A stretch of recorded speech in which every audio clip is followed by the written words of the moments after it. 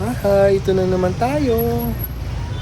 Taxi at FX na dumadaan sa bike lane kahit may barrier na. May mga rules tayo pero parang wala lang sa iba.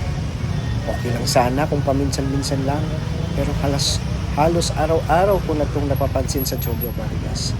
Para sa mga nagbibisikleta at motorista, lahat tayo may karapatan sa kalsada.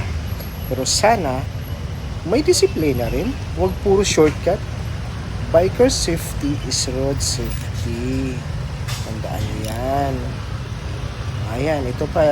Yan yung FX. Dalawa yan, magkasunod. Yung kanina, yung pinakauna, yung taxi, sinusundan ko. Sinakop talaga yung bike lane kanina at saka motorcycle lane.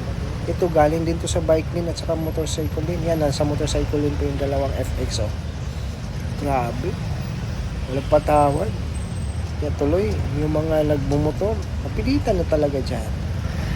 Sumiksik sa gitna.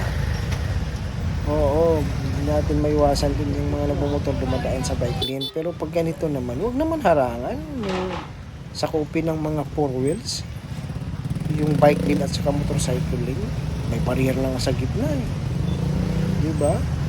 So, nasaan yung disiplina? Sino ang mali dito? Sino may mali? Yung motor o yung kalsada o yung sasakyan?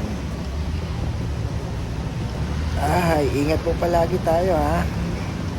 Sana ay sumunod tayo sa tamang rules sa daan para maiwas disgrasya at abala.